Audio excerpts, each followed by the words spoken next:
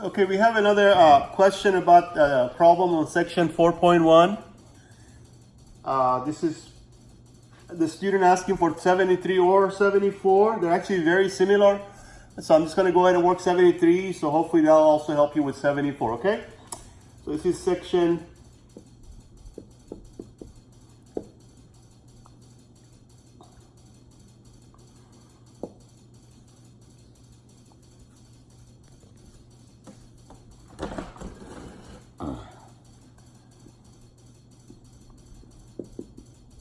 section 4.1,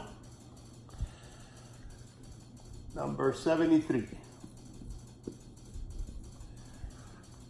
Okay, so the question is again to find the inverse of this function. So let me write the function. F of x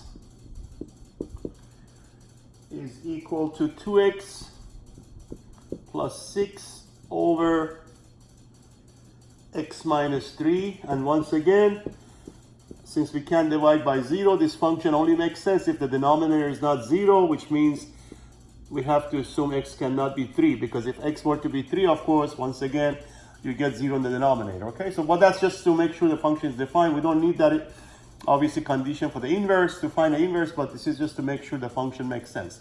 So if you remember the 4 steps to find the inverse of any function, step number 1, change y to f of x. Oh, sorry, change f of x to y.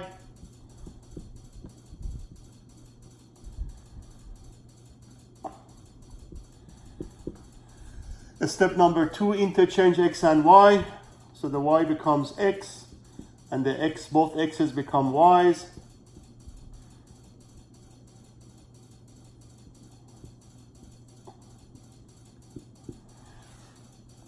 Step 3, as you remember, is where you do most of your work, which says to solve for y. So right now we have a problem. We have a y downstairs.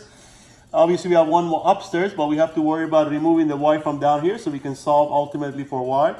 So we're going to do that by multiplying both sides by the denominator so we can remove the whole thing. So I'm just going to write that one more time. Same equation. This is for step number 3. We're going to write the equation again and then try to isolate and solve for y. So first step is to remove the denominator. So we multiply both sides by the same denominator.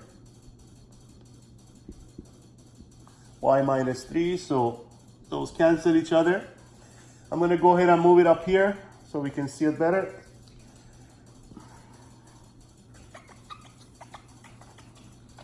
So we did a step 1. We did a step 2. Right now we're in the process of finishing a step 3. So right now on the left hand side we have y minus 3 times x, and of course on the right hand side, once you cancel y minus 3, you have 2y plus 6.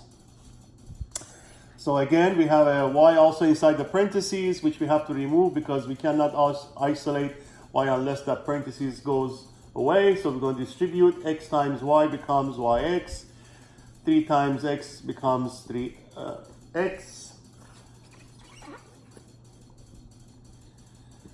And the right hand side is still the same, which is 2y plus 6.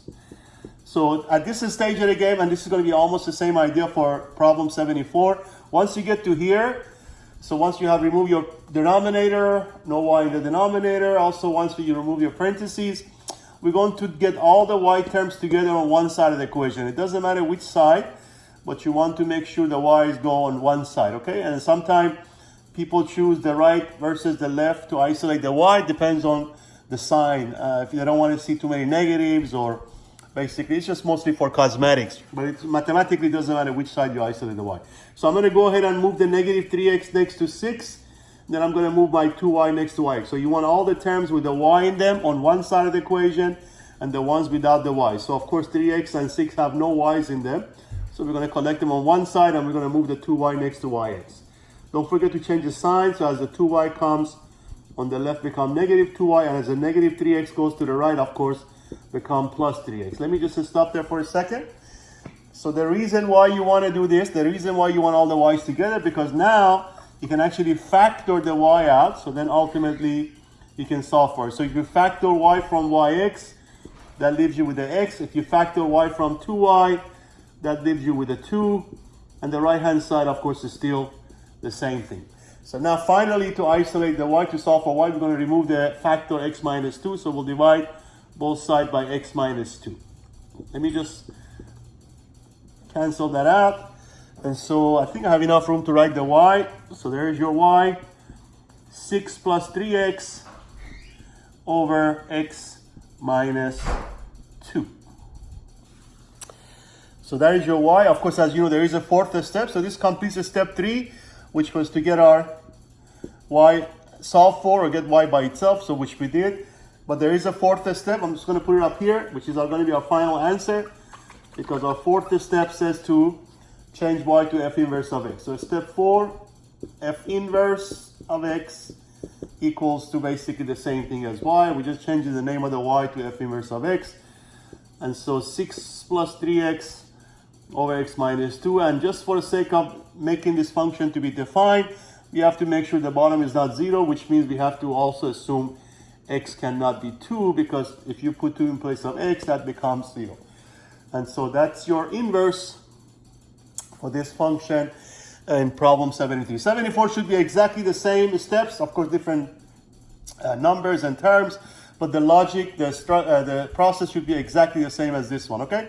So work on the other one. If you still have question about 74, let me know, please, okay? Thank you.